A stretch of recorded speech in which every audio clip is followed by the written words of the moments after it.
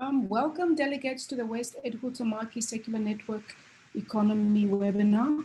We hope you and your loved ones are safe wherever you're joining us from today as we continue to battle out the global pandemic COVID-19. My name is Irene Inan. I'm your convener for this morning, and I am the project manager for WasteAid based in Johannesburg, South Africa. Today's webinar is really the start of three webinars being launched globally by the WasteAid Huhtamaki Circular Economy Network initiative, with the other two taking place in India and Vietnam. Well, some of you may be asking that, who is WasteAid? What do Huhtamaki do? And really, why the circular economy networks, and why the locations, and also why the partnership? But before I really get into answering and giving you an insight to some of these questions, just wanted to share with you some technical facts.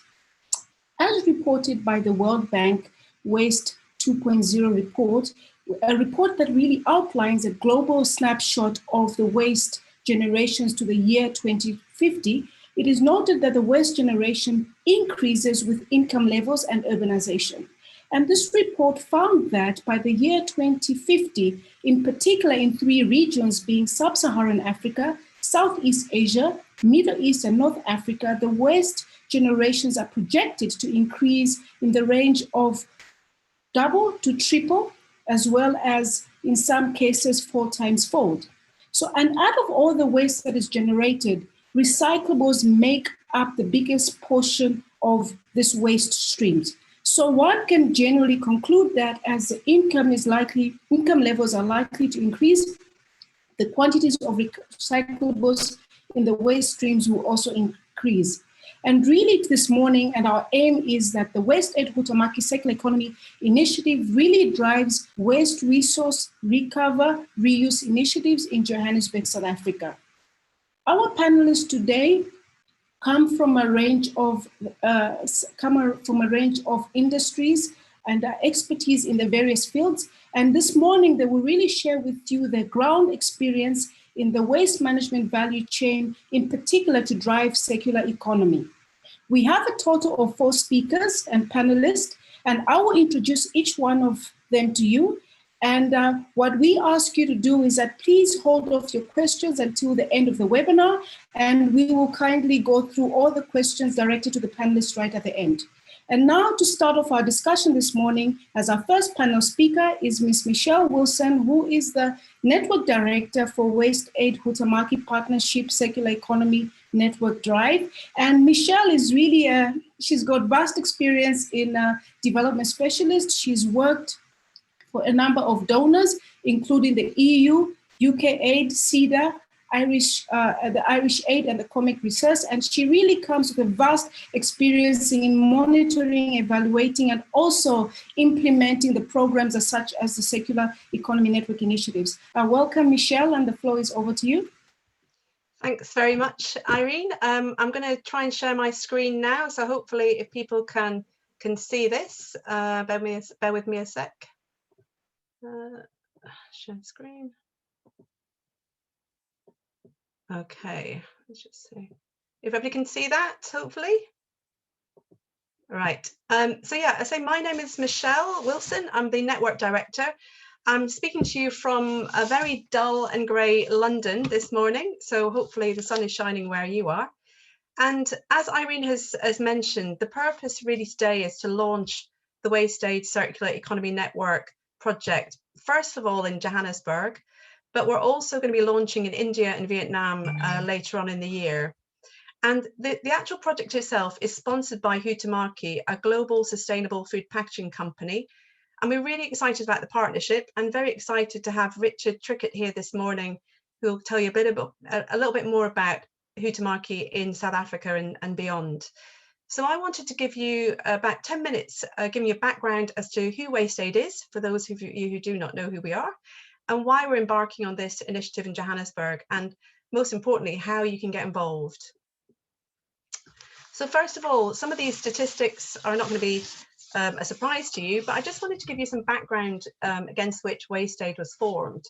So we know currently 1 in 3 people worldwide have to dump or burn their waste. So That's 1 in 3 people who do not have access to a functioning waste management system. And this has massive impacts on health outcomes. We know that 1 person dies every 30 seconds from diseases caused by mismanaged waste. And these are preventable diseases such as diarrhea, malaria, respiratory infections, even cancer. And we know also impacts on livelihoods, with microplastics infiltrating soils, impacting on crop yields. So we know that this is having a massive impact on livelihoods for the most poorest, in our communities. And in terms of climate crisis, we know that carbon emissions resulting from black carbon, which is produced by open burning, is also really contributing to our, to carbon emissions by something like between 2 and 10%. So we know that we've got a big problem on our hands, and it's getting worse. So waste generation is expected to grow by 70% by 2050, but yet the population is growing at half that rate.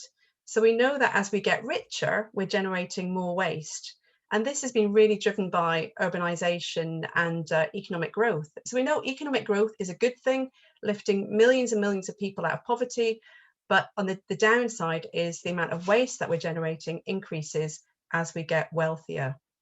And then there's also an issue in the way that we're actually consuming. So these traditional linear consumption patterns, this take, make, dispose, causes huge challenges for low to middle income countries, because the complexity of the waste that we're now generating is very, very difficult to dispose of because of the complexity of the plastics, the single-use packaging that we are developing, which again has massive benefits, also causes a massive burden for particularly low to middle income countries that already struggle with just simple waste that they have. And I think the picture on the right-hand side kind of sums it up very well, in terms of the amount of plastic that is being generated. So WasteAid was really set up against this backdrop, and it was really recognised that we have waste managers in the UK who have sort of travelled the world and also connecting with waste managers globally, coming together with international development professionals to bring a focus to this issue, because we know that this is a really neglected problem in development terms. Only 0.3% of international development funding is invested in solid waste management, yet solving this issue and addressing this issue is critical if we're to achieve, sustainable development goals. And it's a very, very neglected sector. So WasteAid was really formed against that backdrop of a desire to want to do more and to really focus on this issue and shed a light on it. So WasteAid has been going since 2015, currently working with governments, private sector and communities to establish waste management systems in sub-Saharan Africa and also in Asia. And also, I think the thing that we bring is very much that waste management experience, the international development experience, bringing in private sector and community initiatives, funding streams that can really help boost, much needed funding for this area at the municipal level. And our vision is a world with equal access to waste services for all. So before I go on to the actual network and talk a bit more about the project, I just wanted to say a bit about circular economy. And I know this is something which many of you may know a lot about, but for that one person perhaps who doesn't, don't be overwhelmed by the diagram. But the circular economy is something which has become very current, and it was really coined by the Ellen MacArthur Foundation 10 years ago. And it is a framework which we find very useful to describe the production system that we need to move towards from a linear take, make, dispose, much more to a circular system, which has 3 key principles. First of all, design waste and pollution out of our production systems, recognizing that waste is effectively inefficient. Keep materials in use, retain that value. So this is where we see the loops going round. How do we keep materials in use as much as possible? And then how do we regenerate and retain how do we regenerate natural systems and retain this, this organic waste that we create? So there's 3 key principles in this diagram, and I think for WasteAid we really think this is a fantastic framework, but we see a key challenge. How do we do this in countries, in low to middle income countries that do not have a functioning waste management system? So fundamental, to this working is to have a functioning system. Fundamental to it is, how do we do this in low to middle income countries where they struggle with resources to be able to handle and perhaps achieve circularity in this way? And then finally, and perhaps most importantly, how do we do it in such a way that makes sure that the poorest, the people currently making a living out of waste and recycling and waste recovery, how do we make sure that they are included in this whole process? And that they are some of the questions that this project is trying to address. So WasteAid partnered with Huhtamaki in 2020, and the aim really was to focus on those two aspects of circular economy: the recovery and reuse of waste, and the regenerating of natural systems, you know, through getting waste back into nature. And we wanted to recognise that there's a lot going on the ground already. There's some fantastic initiatives we know in South Africa, also in India and Vietnam. We know there's a lot going on, very, very active space in South Africa. But we wanted to really help to drive the innovation in these aspects of circular economy at the grassroots. So the aim of the project is to create a network of innovators, businesses, designers, environmental champions, producer associations, corporates, anybody involved in that recovery and reuse of waste, keeping waste into, you know, in the system, anybody involved in that we can basically link them up through this network, with the overall aim of fast tracking and amplifying these local solutions so we can help make the circular economy a reality. So it's really born out of this challenge, knowing that to do circularity in these low to middle income countries is not impossible. It is a challenge. It requires everybody coming together.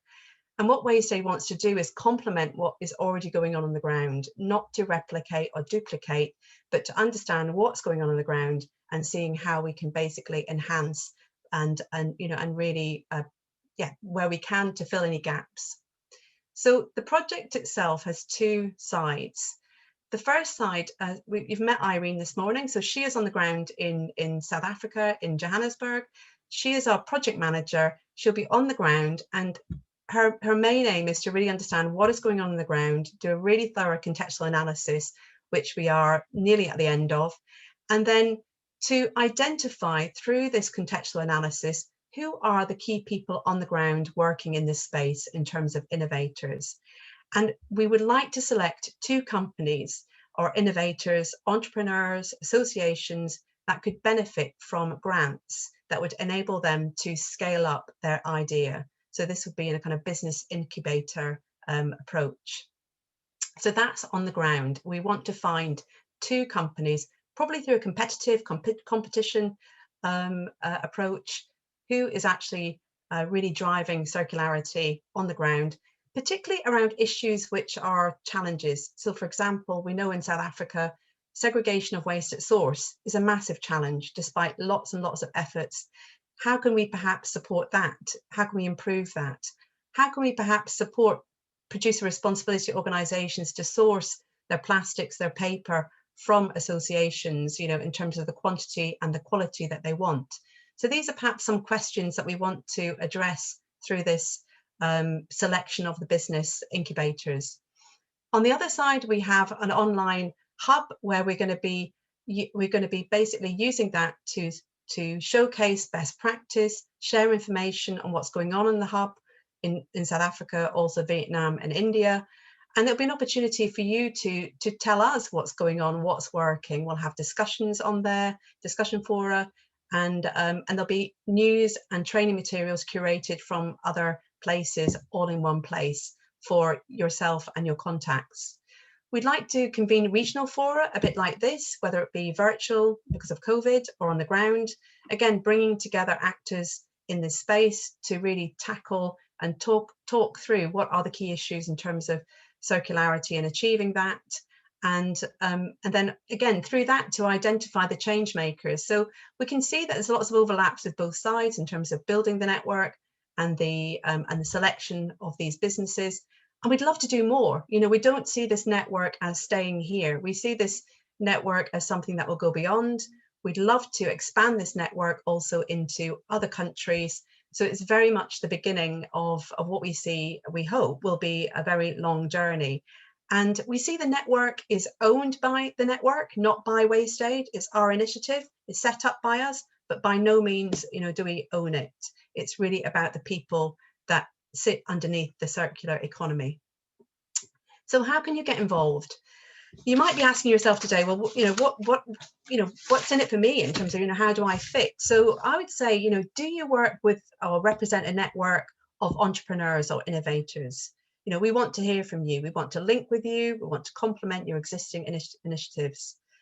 Are you a waste picker association, trying to increase segregation of waste at household level, or trying to increase the quality of, of what you're collecting? Is there training needs that you have? Do you want to educate households in terms of segregation of waste? We want to hear from you. Are you an existing network that wants to showcase your own trainings or events, on our website? We want to hear from you. So please sign up to the network. Please contact Irene. Her email is there. Please share this webinar with your networks. And then for more information on WasteAid, then you can contact the email below. That's it from me. Thank you. Thank you very much, Michelle, for that presentation. And I think if I can just kind of outline, I think, a few messages that kind of picked up. And I think to all the delegates is that WasteAid really is at the core, at the front of a common global problem. I think regardless of the location, you'll find that there's a lot of similarities and common elements of the waste management challenges. And we really are hoping that, in the development of this network, we're really not, driving or redefining initiatives and programs that are already on the ground, but really complementing already what a lot of stakeholders, be it from a government point of view, be it from the municipalities, be it from research universities, be it from corporate companies as well. So thank you very much, Michelle, for that. Our next speaker on the panel is Richard Trickett, and Richard is a Vice President of Huhtamaki, the Fiber Food Service Department. He is responsible for the Middle East, Africa, and South America regions. And Richard has been with Huhtamaki, for 17 years. And prior to that, he was involved in the consumer packaging. Richard is a chemical engineer by profession, and he's got vast experience in also chemical industry and also glass packaging. Thank you very much, Richard, and the floor is yours. Thanks very, very much, Irene. Just to introduce Huhtamaki, Huhtamaki is a global packaging company with 81 manufacturing units in 35 operating countries, about 18,500 employees, and net sales in 2019 of about 3.4 billion euros. From a South African perspective, Huhtamaki has a flexible packaging business based in Durban with about 450 employees. And then we have a fiber food service business with operations in Springs and Atlantis, with about 400 people in it. And the total turnover in South Africa is around about 80 million euros. So that's Huhtamaki in a nutshell. From a point of view of Huhtamaki's interest in sustainability, we have for many years looked at the ESG agenda, which is environmental, social, and governance issues. Look, Huhtamaki is pretty well advanced on the social and the governance side, but we're now starting to put a lot of effort into the environmental side. And here we believe in the circular economy and fact-based decision-making. Huhtamaki just recently has gone public on 6 clear sustainability targets for 2030. There are 100% of products are designed to be recyclable, compostable, or reusable. 80% renewable or recycled materials in our products. 100% of fiber from recycled or certified sources. Over 90% of non-hazardous waste is recycled or composted, and 100% of our energy that we use will be from renewable sources, and finally, that we'll be with carbon neutral production. So as a foundation, we see all our products being designed for the circular economy, and we've made the decision to table these ambitious targets as a signal of our commitment and transparency. I think that our view is that packaging is a key part of reducing food waste in the world.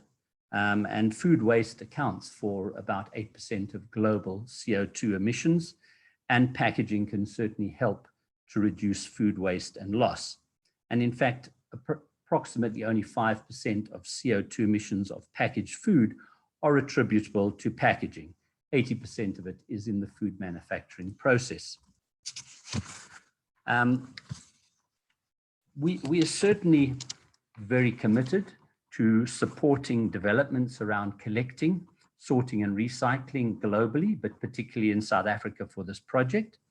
We're a member of Packaging South Africa, which has for many years been an advocate for an industry managed plan where producers of packaging materials are held responsible for managing their waste.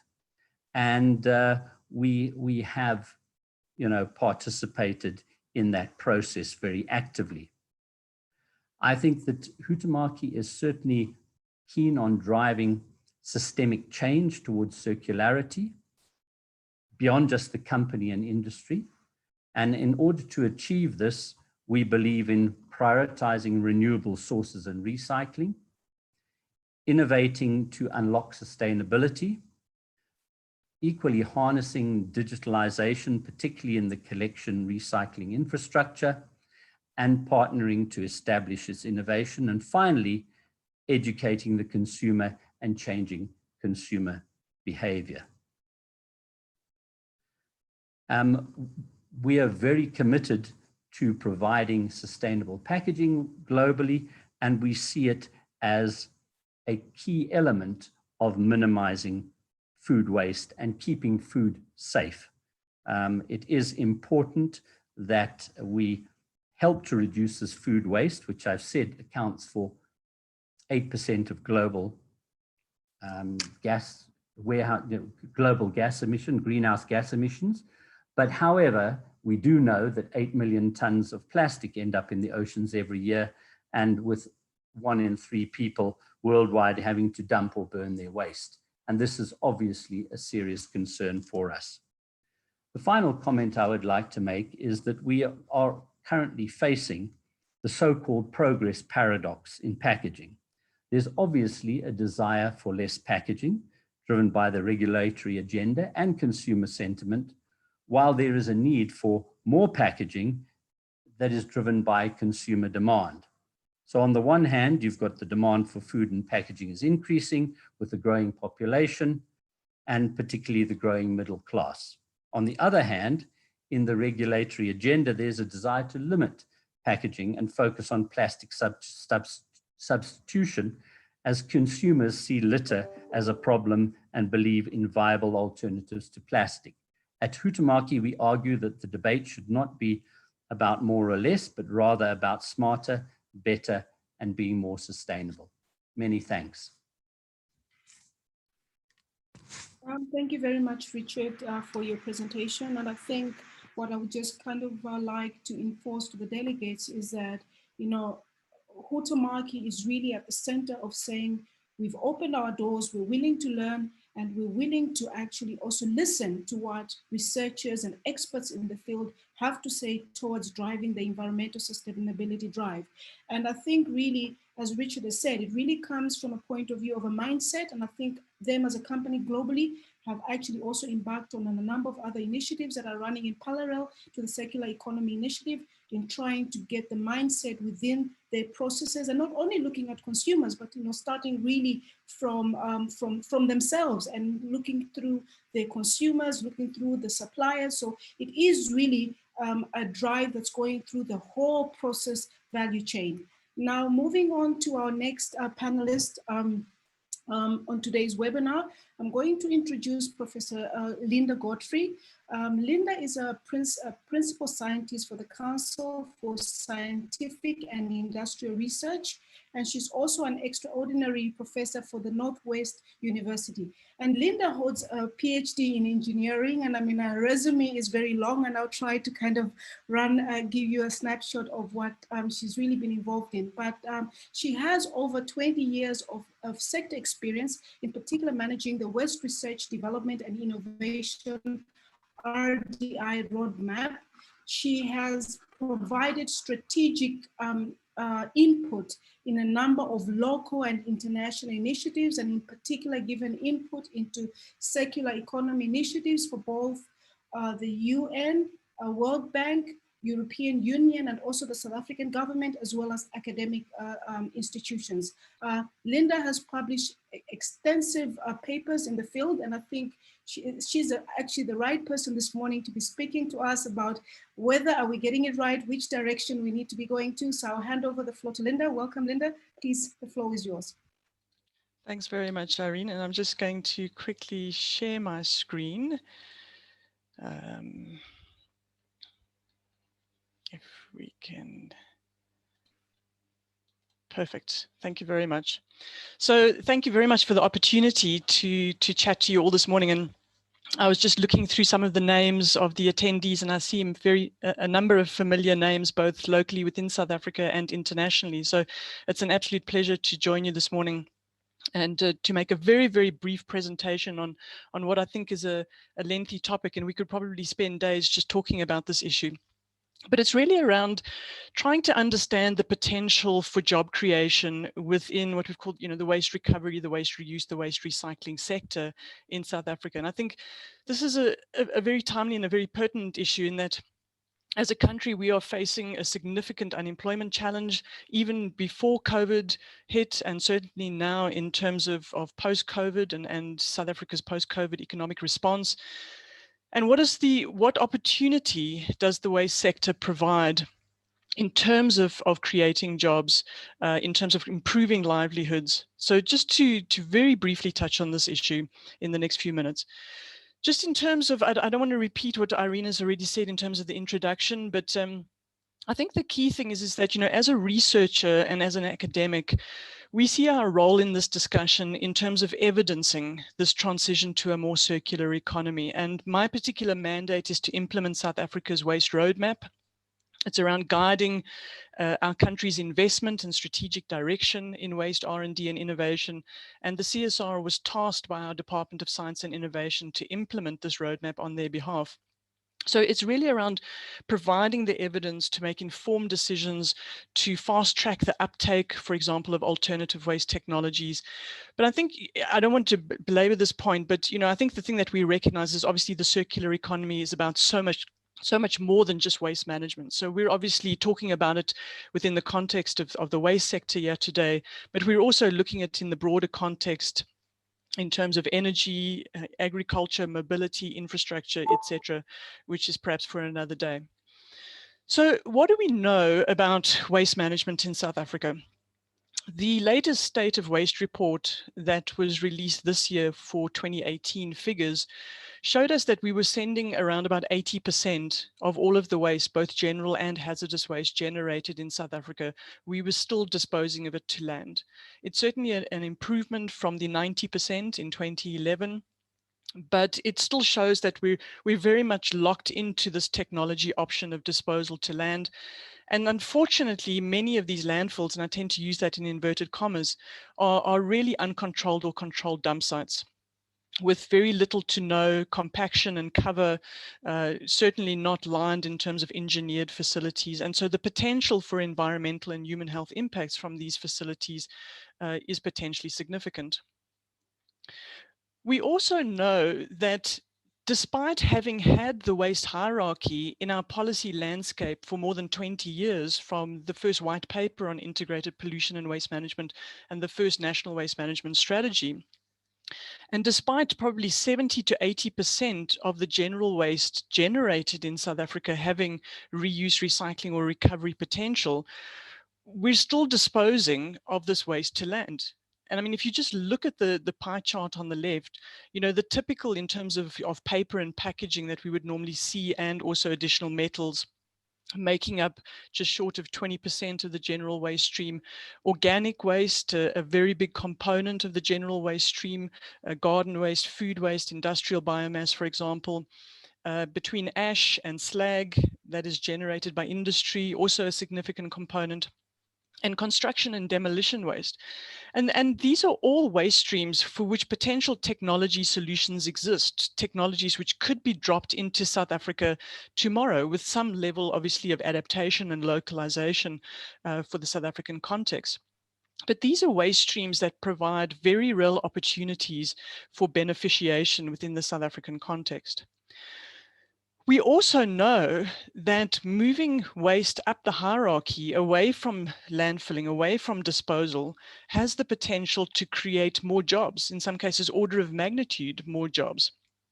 So again, you know, why do we continue to send our waste to landfill sites in South Africa? And I'll just say the figures on the right-hand side are not specific for South Africa. They're also a little outdated.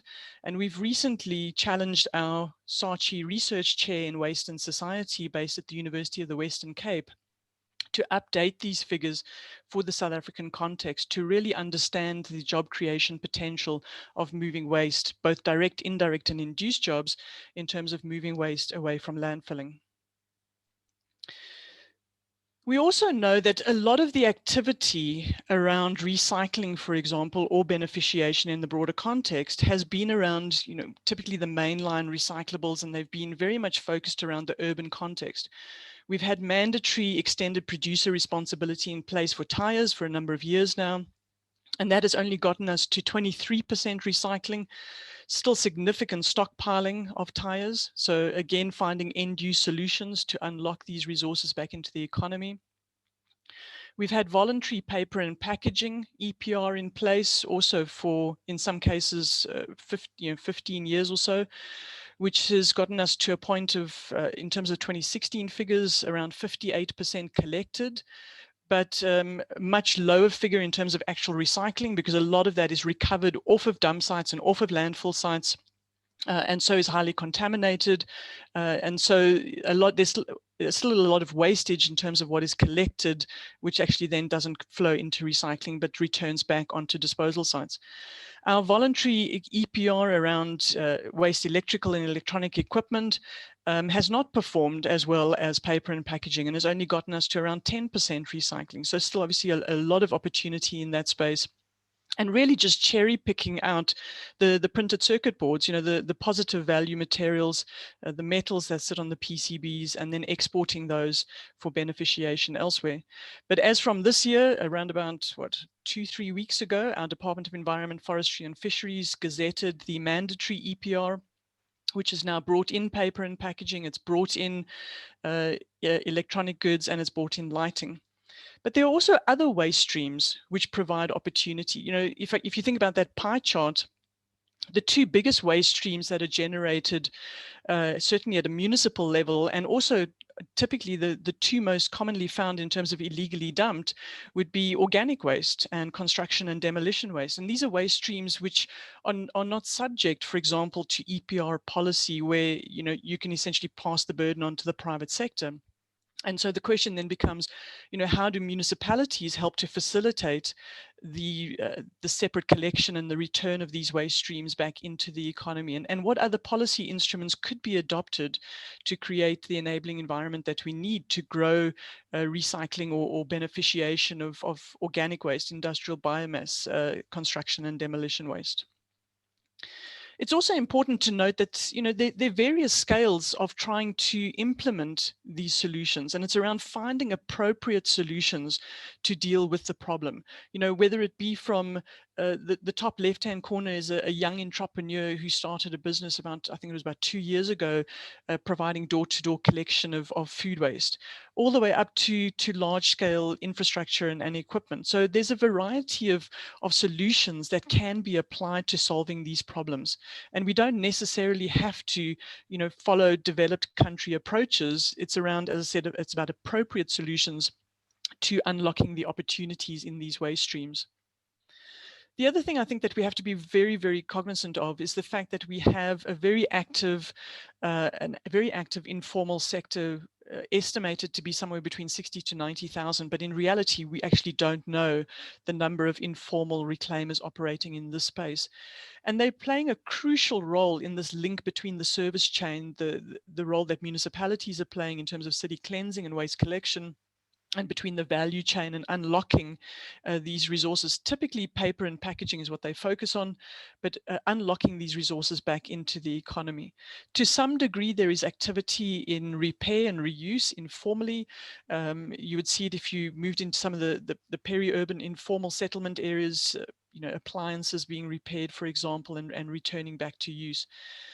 And so one of the things that my office did around about 4 years ago, I think it was, to fund the development of guidelines for the integration of the informal sector, is that it was great to see the country reach a point of saying, we cannot pretend that the informal sector sort of doesn't exist. They are there, they play a fundamental role. And we also understand that, the discussion around formalizing perhaps isn't the appropriate discussion to be had anymore. It's no longer around formalizing the informal sector, but it's about integrating the informal sector into the economy. As I said, most of the focus to date has been around growing recycling, but there are certainly opportunities for job creation and improved livelihoods all the way across the waste hierarchy, from prevention in terms of cleaner production, industrial efficiency, industrial symbiosis, through to reuse, recycling, recovery. And as I mentioned before, sadly in South Africa, still 80%, our hierarchy is actually flipped the other way around. Around about 80% of our waste still finding its way to disposal. So all of those potential jobs, which could have been unlocked in higher levels of the hierarchy, are not essentially being harnessed in South Africa as yet. And the hard question we have to be asking ourselves is why? Why, despite everything that we know around the opportunity that the waste sector provides in terms of the reintroduction of resources back into the economy, about the potential for job creation, do we continue to dispose waste to land, and in most cases to poorly designed and engineered disposal facilities? And so just with these next few pictures, it's to highlight that there is so much opportunity in terms of venturing out into additional waste streams as well, and into additional activities on the hierarchy, whether it be in terms of the repair and refurbishment of electrical and electronic equipment, and the reintroduction of that back into the economy. This was a photo taken.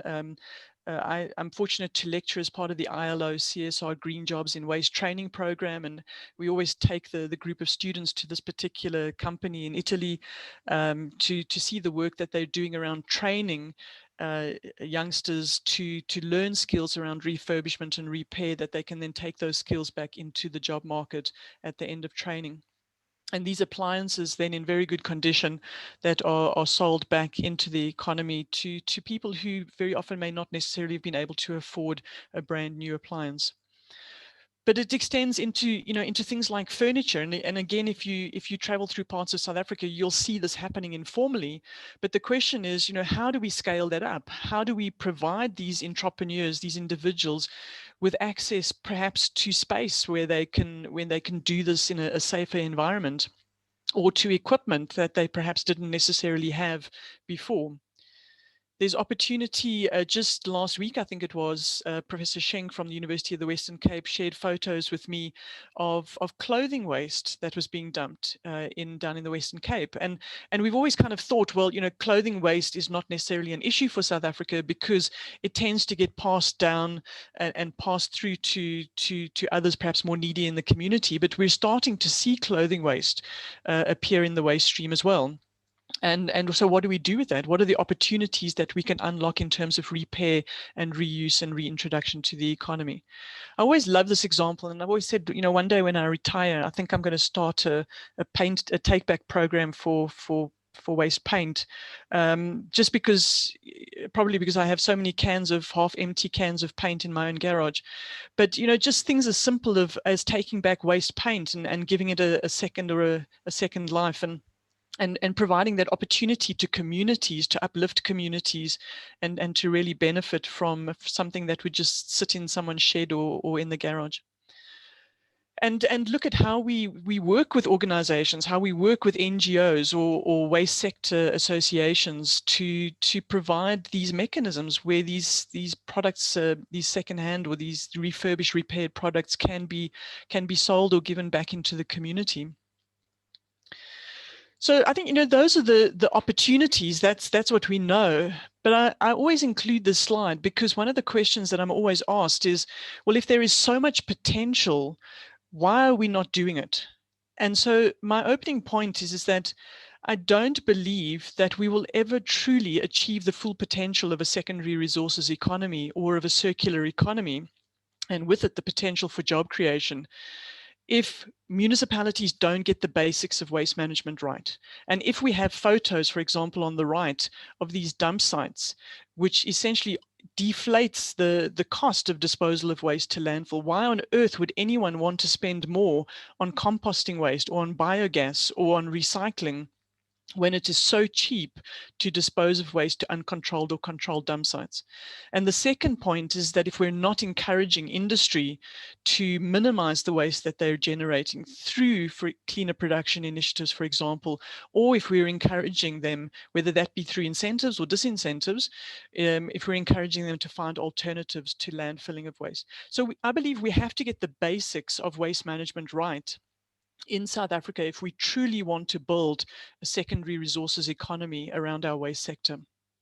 So in conclusion, you know, I do believe that the waste sector and the secondary resources sector provides a lot of promise in creating green jobs all the way across the value chain, as I've shown you, you know, from design, from prevention, through collection, refurbishment, repair, sorting, etc. I believe that there are opportunity waste streams that remain untapped. Obviously, a lot of the focus to date has been around paper and packaging because that's where our voluntary EPRs have invested in creating a market and creating demand. But there are so many more waste streams that provide opportunity as well. There is absolutely opportunity in alternative hierarchy activities. I don't believe we've even scratched the surface yet in terms of unlocking opportunity in reuse, repair, refurbishment, and certainly in terms of recovery. Opportunity in technologies as well. You know, just in something as simple as organic waste, there are so many different technology options, whether it be in terms of very basic composting, all the way up to high value biorefinery and product recovery. So a variety of technology options that can be unlocked as well, and certainly opportunity geographies. You know, it's a discussion that we've had with WasteAid before as well, is to say, you know, there's a lot of activity that's happening in our urban areas already. There's a lot of collection, for example, of paper and packaging that's happening in our urban cities, like Johannesburg, like Cape Town, Durban. But what about our outlying areas? What about our rural areas, which are also plagued with plastic waste, for example, with hazardous waste streams, for example? How do we unlock opportunities in our rural communities to deal with waste? And so I think, you know, to answer that question, well, if we know so much about the opportunity that exists, why aren't we unlocking that opportunity? I really do believe it's about creating this enabling environment, and the role that the private and the public sector plays in that. It's around correcting the economics of this waste sector. It's around having the right policy in place. And I always say, you know, government cannot solve this problem on its own. It requires partnerships. It absolutely requires the private sector, whether that be small businesses, entrepreneurs, whether it be large businesses.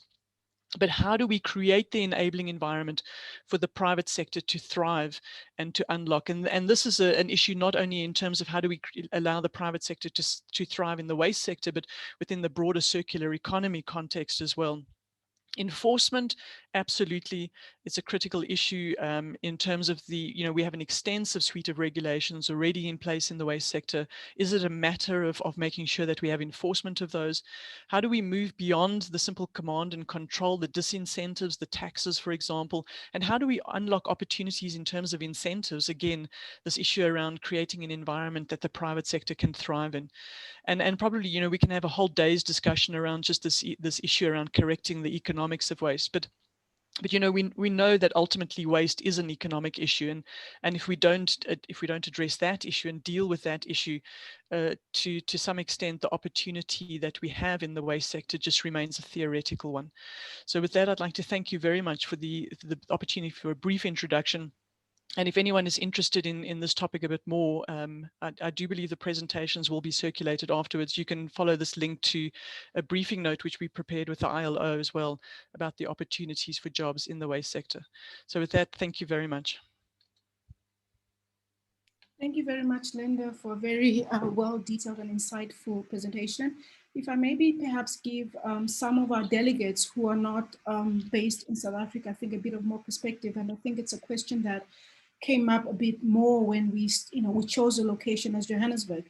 And I think to put you into perspective, Johannesburg is within the Gauteng province, but what we, in terms of defining the location of this project, we said would really look at the three big metropolitans, being City of Johannesburg, City of Ekurhuleni, and City of Tshwane. We are aware that there are two other districts, municipalities, being the West Rand and Sedibeng, but I think the real drive and focus is to try and filter and also override on existing systems and processes that are within the three big metropolitans. But I think as we've also got to launch the project, we are learning a lot. Linda has been very instrumental in kind of giving us ideas and pointers to say, listen, guys, it's well and good, but please, you need to also look at this. And I think the whole idea of the network really, as WasteAid and Huhtamaki, we are here to listen. And I mean, Michelle and myself have spent hours and hours in trying to see what framework this project needs to take. But I will tell you that we're very open-minded. We've got an open page, and we're willing to listen to other circular economy network initiatives. We do know there are a lot of people on the ground that are doing excellent work. And I think the idea moving forward is that we have strong collaborations with everybody else in implementing a few initiatives around job creation. Moving on to our next speaker is Anele Sololo. And Anele is representing a PRO, which is Producer Responsibility Organization, called RecyclepaperZA. It's also formally known as the Paper Manufacturers Association of South Africa.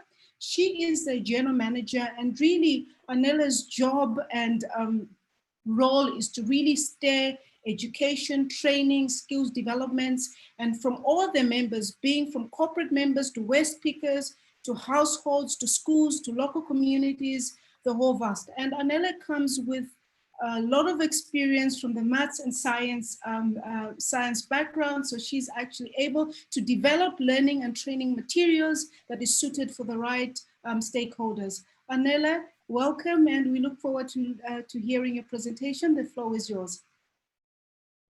Thank you very much, Irene. That was very generous indeed.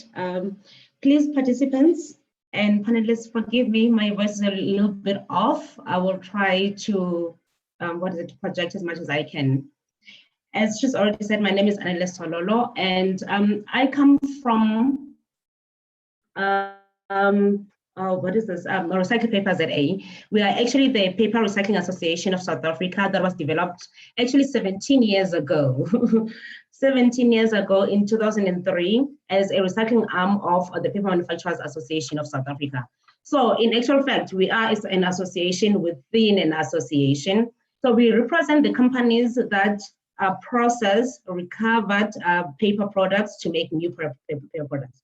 So in 2018, we had to rebrand, and I'm saying this again because we're still being asked about PRAZA, and we're very much confused with the parastatal, which is the Passenger Rail Agency of South Africa, and you do not understand how many times I have to say to people, listen, I can tell you about paper recycling, but I cannot tell you why your train is late. So, we decided to rebrand to RecyclepaperZA to try to run away from that confusion. And yes, and also RecyclepaperZA was very good for us because it reflects a call to action, recycle paper, now, and it's also very much in line with our long-time website, which is recyclepaper.co.za. So we do have a same name, but it's really still the same mandate. So why do we do what we do? Ours is to promote a culture of recycling, actually in South Africa and within the SADC region. and to contribute to the preservation of, of our environment, and to represent the paper industry so that they take care of their external producer responsibility, and which is actually in line of the Gazette, that the notice that was issued recently, as Prof. Linda has already mentioned. And so we work with all levels of government to achieve waste minimization objectives and in compliance with all the legislation. And we present the interests of our members to all levels, so which is obviously more lobby, especially from a PAPZA perspective. So I'm sorry, I have to say this slide. I have to, when I speak to people, I have to present this slide, because you would think that you're preaching to the converted, but you don't understand how many times people talk about paper.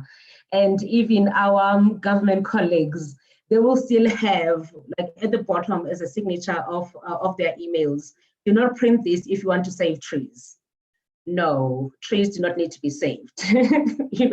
Trees are not trafficked or anything like that, and that we do not. Paper is a renewable product, and it's made from farm trees.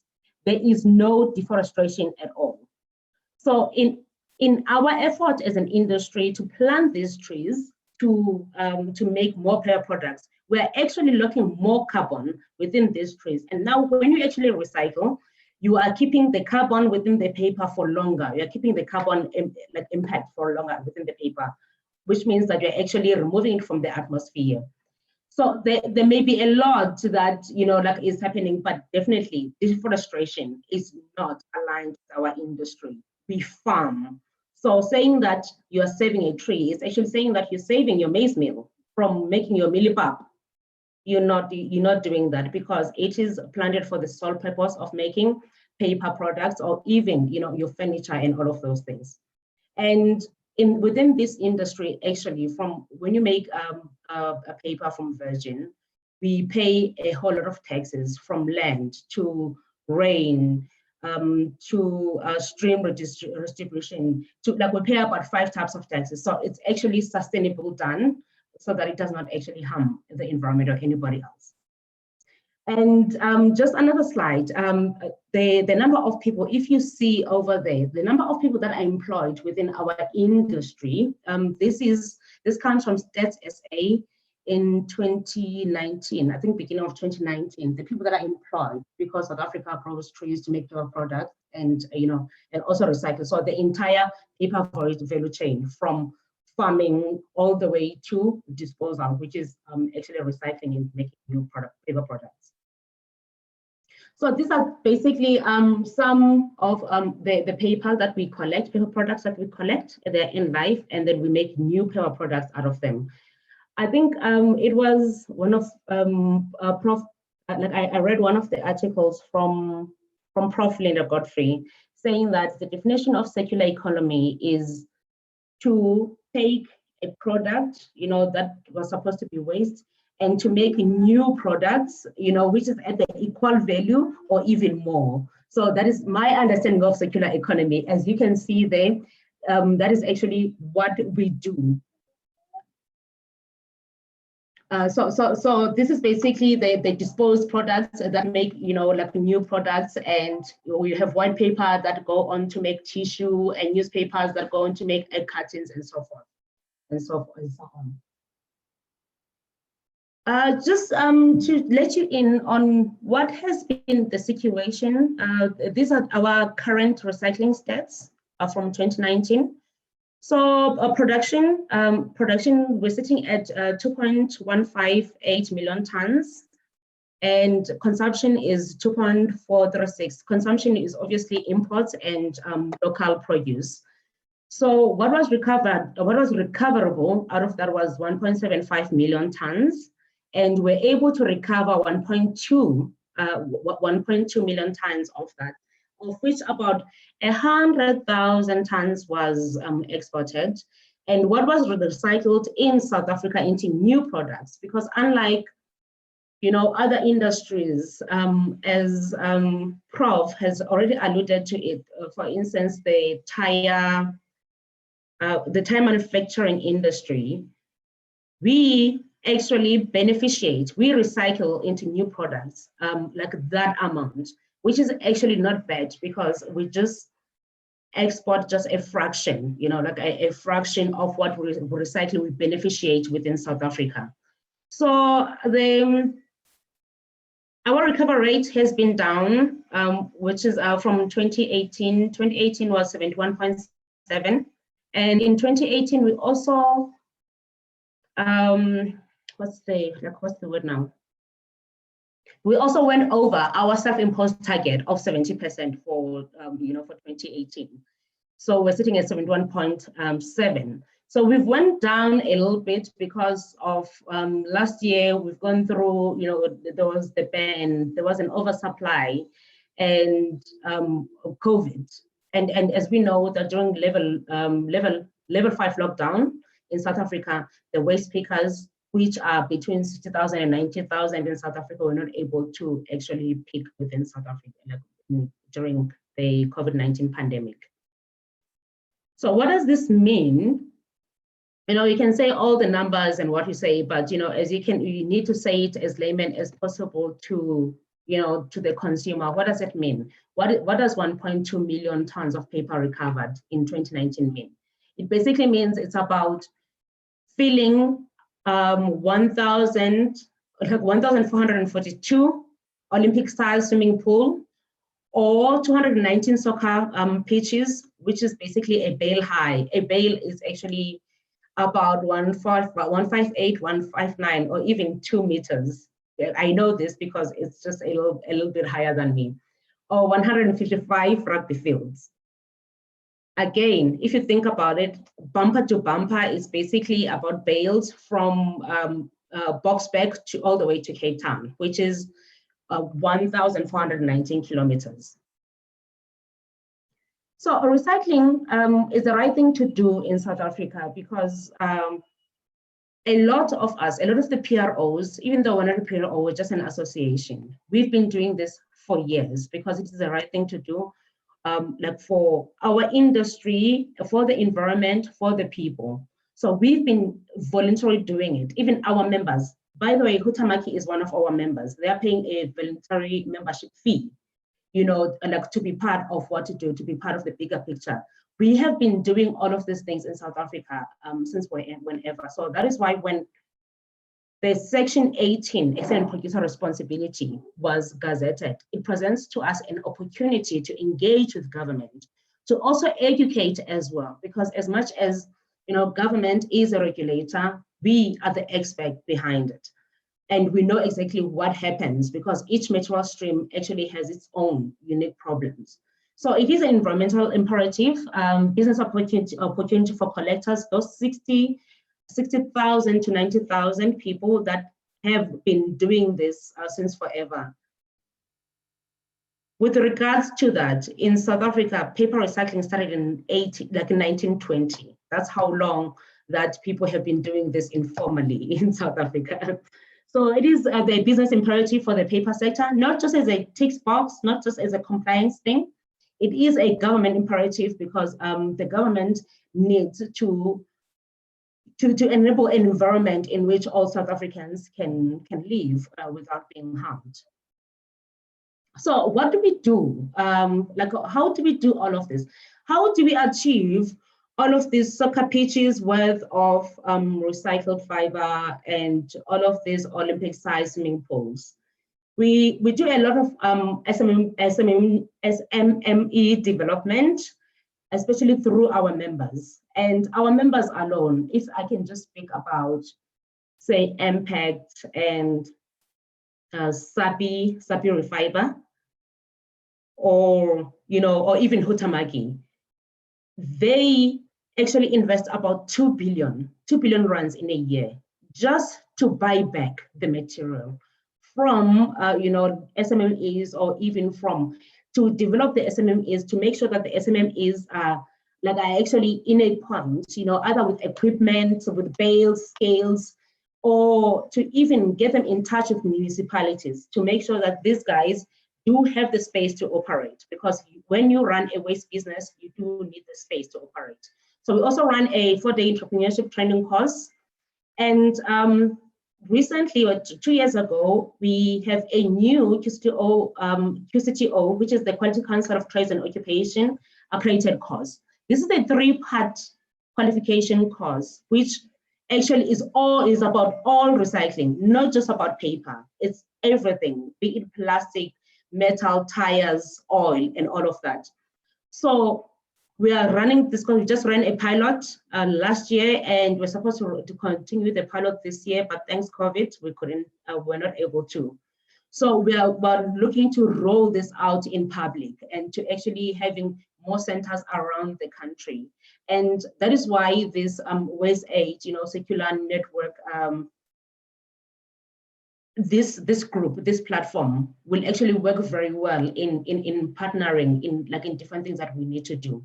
So education in schools, we have reached to about, I think this year, not just this year, up to this year, we have reached to about maybe more than 100,000 learners in different schools, in public schools in South Africa. We do a lot of shopping mall campaigns and campaigns with municipalities, and also collectors workshops with municipalities. And the collectors workshops are mostly with other waste streams, because again, I am for paper and everything good paper. Paper is good and all of that, but you cannot preach a message to a person that collects to say that they must only collect paper only, because that is not sustainable. Because recyclability, it's all about technology, collection, and actually you surviving in business, because at the end of the day, these are business people more than they are anything else. So this is just some of our reach. We do a lot of work around that, and I had to show this because there is just something about children, small children with mascots. They just go berserk. They lose their minds. I do not know. I need to read the psychology behind that. So this is our superhero, recycling superhero there, and then we're only recycler with some preschoolers, and then they were having a dance off.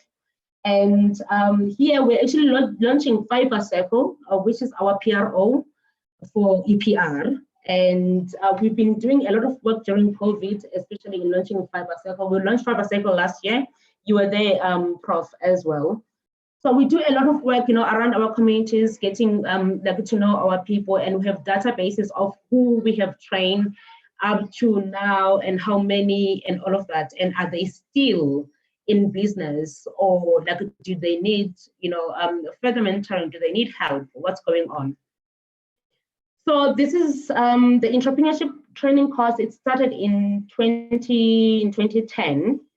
So this is how much we've trained. So if you run up all the numbers, this is about a little bit more than 8,000 people that we've trained on our 4-day entrepreneurship course, which is a basic business course coupled with some of, recycling. It's a basic business course that has some knowledge about recycling, a lot of recycling. What do you recycle? Where do you take your recycling and all of that?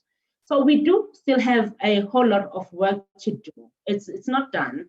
That is why for us as the paper industry, Section 18 EPR, it represents a solution. A solution because now, whereas, we've had over the years, people like Huhtamaki, and they've just been doing this voluntary. And you've had a few players that have been doing this voluntary, but now with legislation, it really helps and begs the industry to say, no, but guys, you have to do this. Even as we find these guys, you may call them free riders, you may call them, whatever, but now with Section 18, we have the opportunity to say, okay, we need to do this, guys. What do we do and how do we do it? And then what are our targets? And working together with government, and so that government also does not see our industry as just maybe even ticking boxes, because we've been doing this longer than that we were required to do it. So we do a lot of great work around, this lobbying and working for and all of that. And we do have some challenges in the sector, and I hate living with challenges because I'm a solutions person. So, but some challenges in the sector is, the shortages in stock because of the year that has been, the COVID economy, especially retail. So people are not buying as much the way, especially in paper packaging. Like offices are closed. So even when you talk about segregation of material, especially with white paper, the white paper that we need mostly to make toilet paper, we don't get a lot of that raw material right now because a lot of people are not working in the offices. So which means that even if I was Anele sitting in Pretoria East, next to the CSIR, and I was separating a source as such, with my printer and whatnot, it's not as much because I have just the one bin that I separate with. So which means that my white paper is actually contaminated with my other recyclables. And this is just a person that is doing it without any sort of legislation, without any bylaws. So there's a lot of things that are happening right now within our industry that we are not collecting as much paper as we would like to, especially the quality grades such as white paper, which is also called HL1. And we've had some unfortunate circumstances such as excuse me, fires in some of our plants, in some of our mills. And the stock in our warehouses is quite low as well. So we're hoping this will turn around. We are not sure how. We are engaging with DSI and with ITEC and with all forms of government because, again, this is what we do. We don't work, by ourselves and whatnot. We listen to everyone, what they have to say, especially when it concerns our industry. But everyone, sorry, I think I've taken like 4 minutes extra without further ado. My name is Anele Sololo. Thank you for listening.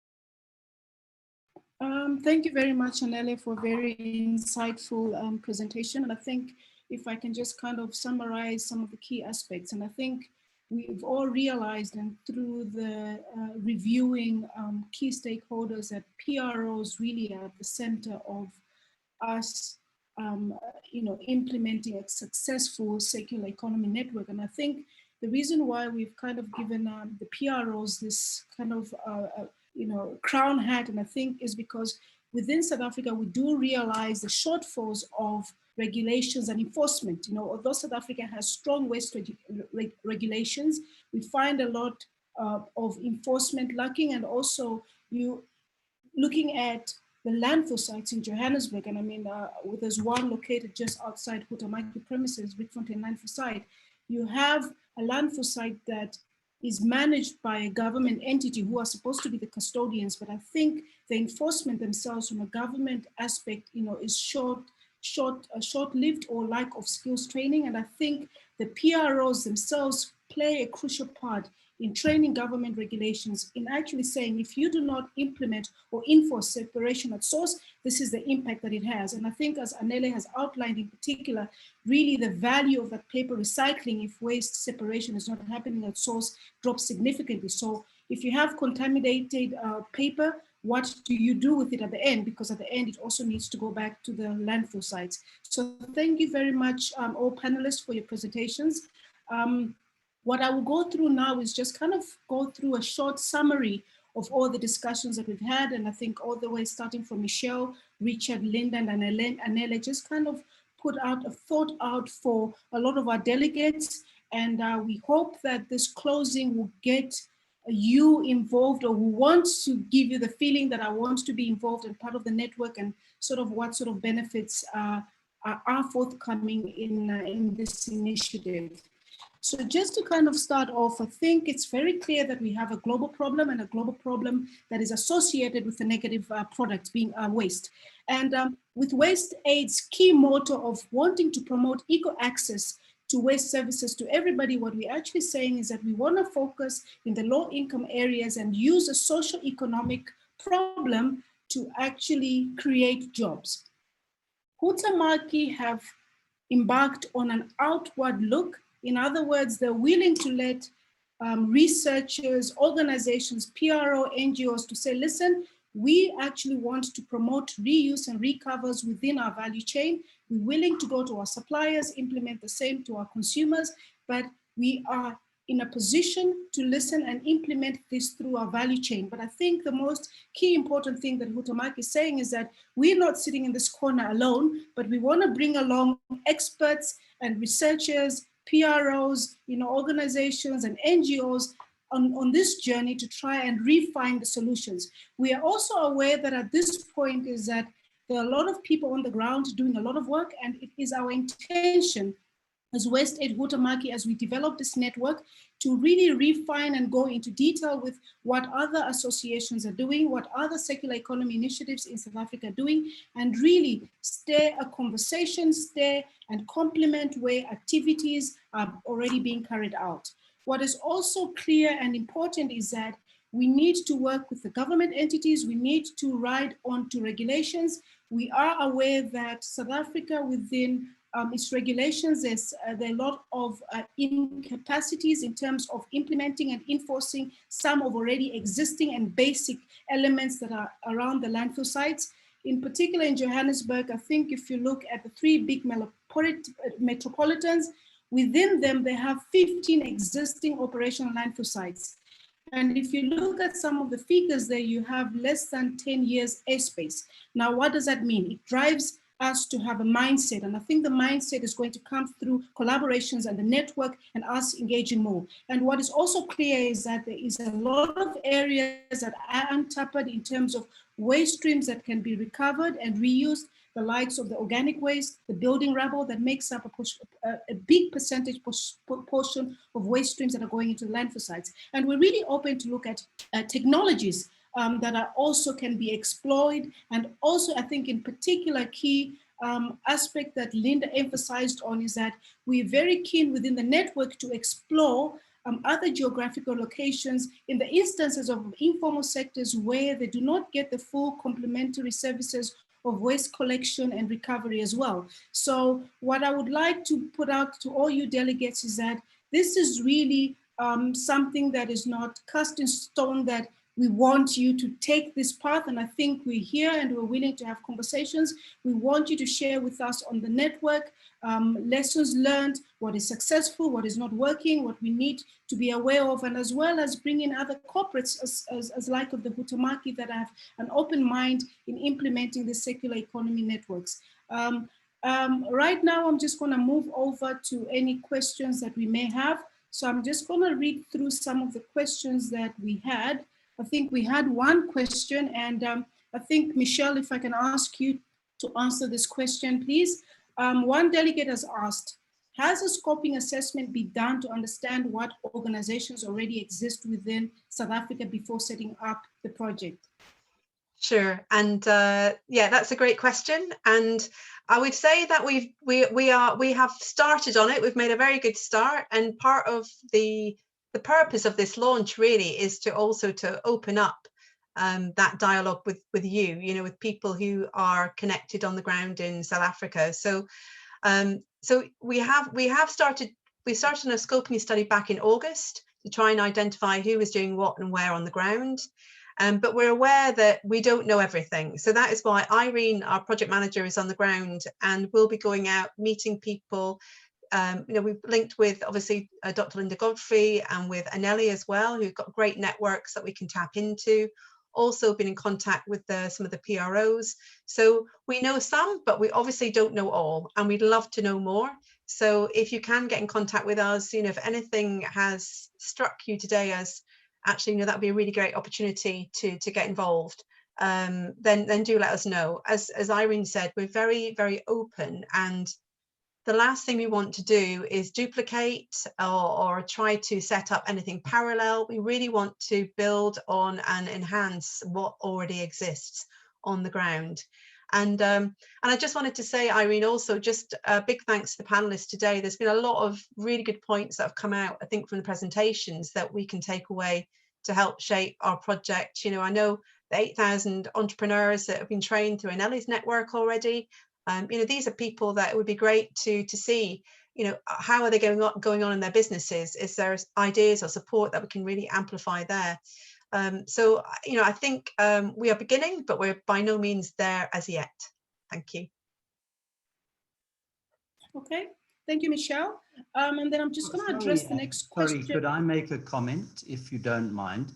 I think that from a Huhtamaki perspective, I mean, that is a very valid question. And in fact, when Michelle kicked this project off, when we were having the internal discussion,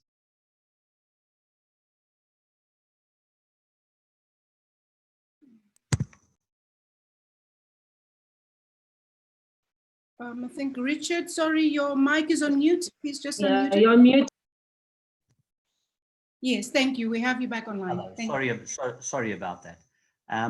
Really, I was just saying that when we kicked off this project internally, and we had the discussions with you, Michelle, that whole issue about making sure that we didn't reinvent any wheels, that we tapped into existing networks, that was, you know, key from Huhtamaki's perspective. And Huhtamaki also recognizes that this is about partnerships, about us developing the right partnerships right across the whole value chain to make sure that at the end of the day, we have a successful solution. So, you know, I just think that that scoping exercise is important so that we don't duplicate anything. But equally, if anybody feels that they haven't been included, please step forward and we'll include you. Thank you. Okay, thank you very much. Thanks very much, Richard. I'm just going to read out the next question, and it's directed to Richard.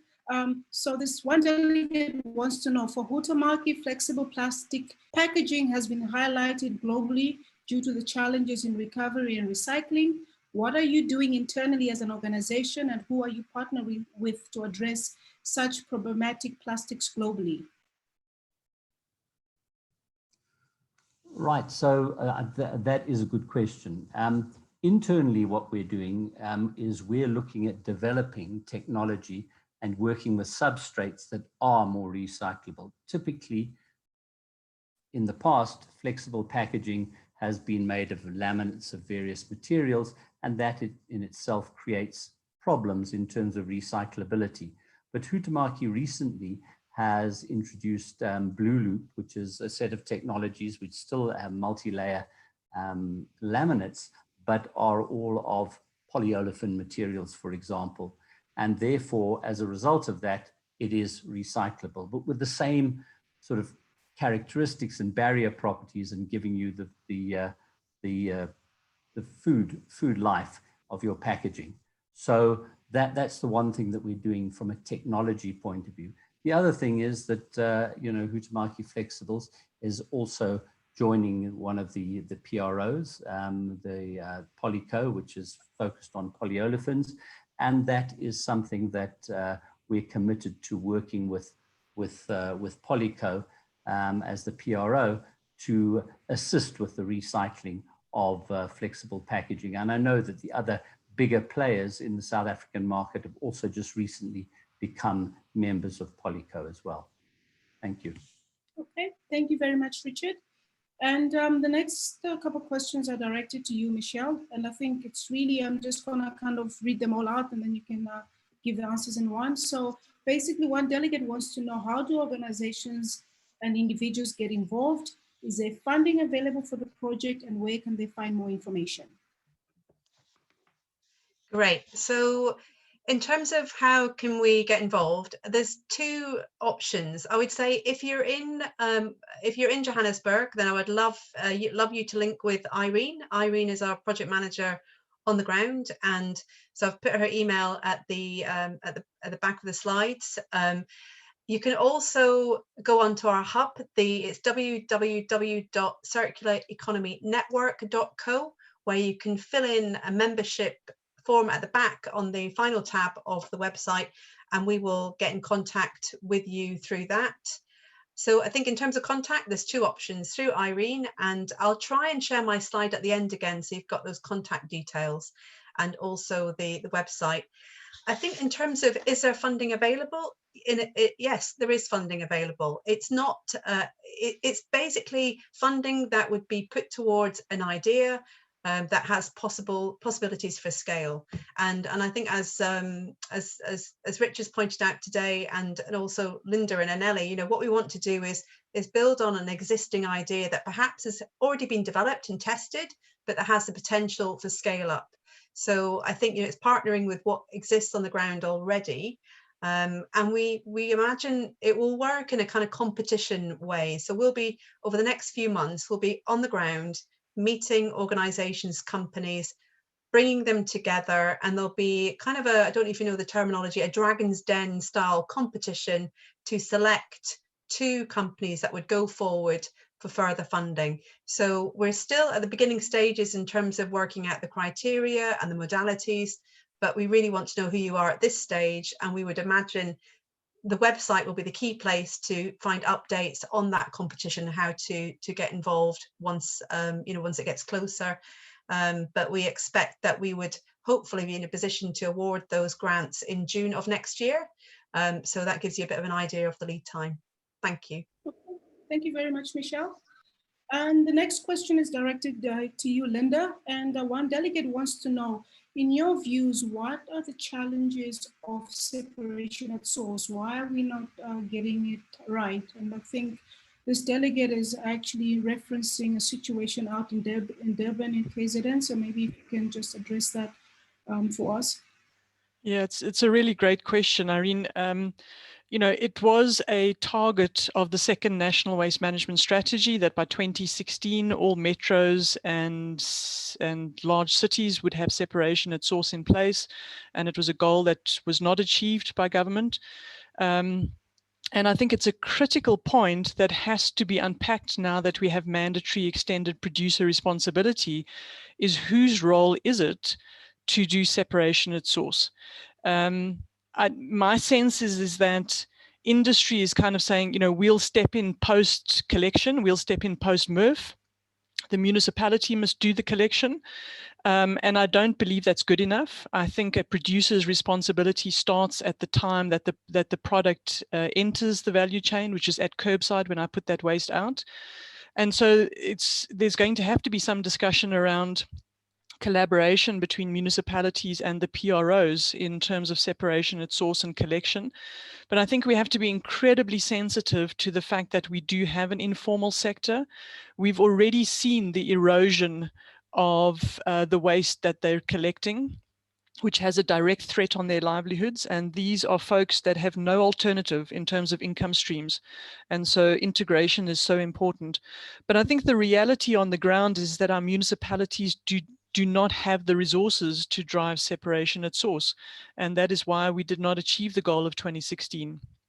And so I'm really looking to our producer responsibility organizations to do more than they have been doing. They've done a fantastic job of creating the end use markets and creating the demand that our informal sector is feeding into. And I believe they now have to extend their activity to the early stage of the value chain and to the collection, and working together with the informal sector, working together with the formal sector to up the collection and the separation at source in a way that is inclusive and sensitive to our informal sector. Thank you. Okay, thank you very much, Linda. If I may just Irene, Irene, may I just add to that, to what Prof is saying? You know, there's been a lot of studies that have been, a lot of research that has been done around separation at source. And the thing about it as well, it's not like a cut and paste thing. You know, in South Africa, we do have a unique situation where we have informal collectors. So we cannot displace these people that have been doing this job for a very long time, to just echo Prof's sentiments. And also, what are we doing to encourage, you know, to encourage people that are already separating at source out of their making a difference, you know, sort of initiatives? And what are we doing to punish? Because you must have, like, you know, incentives or penalties. Because I'm telling you, I live in a household of a family of 3. My next door neighbor, they have a family of 3, but they have 4 dustbins every week, where I have 1. Do you understand what I mean? Like, so where is the justice in that? Like the enforcement, like exactly as Prof is saying it, you know, the municipalities, the enforcement, the encouragement, the punishment, where is it? So we need to consider everything, because in South Africa, we're quite unique. And then you take it to, say, your rural areas, or even your townships, where there's no service delivery. Do you think a person that does not get their refuse taken, do they care about separating at source? So we have our own unique problems that we need to deal with at every LSM of South Africa, in actual fact. So there's a lot that needs to be done, and it's not one shoe, you know, like one size fits all type of thing. It's really a Cinderella type of, this is Cinderella's shoe. Yeah. Okay. Thank you very much, Anele. If I may just kind of also add on to the point that Linda addressed, the separation of source, and I think in particular, to give you the example with what Huhtamaki is doing, I think just to give you a bit of background, is that this program was actually planned way before we had COVID-19. And I think one of the challenges that we've seen with Huhtamaki having is that they had programs already in set to go out to the clients, the food packaging, where at that particular point, the statistics is that you're having 70% of people that were eating in and 30% eating out. So Huhtamaki set up a program where they said, listen, we'll go to our consumers, we'll collect the waste from the premises, because 70% of it are sitting in. And then we moved into COVID, where you got now 80% of people eating in and virtually nobody eating inside. So now the dynamics of how do we then collect the waste from people's households without the support or initiatives for the municipality. So this is just kind of to highlight some of the dynamics that this network is having to deal with in line with the global pandemic that we're also dealing with. I'm just going to have to press through the last two questions. If I don't get through all your questions, please feel free to drop me an email, and we will more than happy to address them directly to you. But I'm just going to ask Michelle, for example. Michelle, if you could address the next question, please. The question is the funding, how long is the funding, and is the project only limited to the 2 years? What will happen after the 2 years? Yeah, again, very good question. So we've got the initial funding for the next 2 years for the initiative in Vietnam, Johannesburg, and India. But as I touched on in my presentation, I mean, our desire is really to take this much wider, you know, in terms of circular economy network. And another question that's just been asked is around why is it called Circular Economy Network if it's just focusing on waste? And I think that's a good question. I think for us as WasteAid, positioning ourselves within the circular economy, we're focusing on waste, the waste as a resource, and that is the area that we're targeted on. So it's WasteAid Circular Economy Network focused on waste in Vietnam, India, South Africa, but hopefully to go wider. And also on Linda's point as well, to go wider than just Johannesburg. You know, we want to grow this within the country itself, to go into the rural areas, to go into areas where there are, you know, where there are also, you know, bigger challenges. So in terms of our partnerships and funding mechanisms, obviously we're looking with our existing partnerships and corporate donors, foundations, etc., all who are really interested to see how this initiative pans out. But yeah, we would see this going wider, but the initial project phase would take us into June of 2022, and then obviously throughout this phase we'll be looking to expand it. So hopefully that answers the question. Thank you very much. In closing, if I may just kind of wind up the webinar, just want to thank you again, all panelists, all speakers. Thank you very much for your time and sharing your presentations and context with us. And I think moving forward, the delegates would really love to get you involved into the network. We'll certainly have more webinars in future, and the idea is to really have one every quarterly so that there's a bit more context to it and also more discussions. So we are currently in discussions with other organizations on the ground, and we are aware of the African Circular Network Economy. We have been in touch with them, and really the idea with the WasteAid Huhtamaki Network is to partner, as we said, to collaborate and also work with any synergies that are already existing on the ground. So please feel free to drop me an email. with any ideas or questions, or even areas or things that you feel we should be looking at. We certainly do hope that you've learned a thing or two on this webinar today, and that we'll see you forward in the next upcoming webinars. Thank you very much. Thank you. Thank you. Thank you, guys. Thanks. Thank you for having us. Thank you.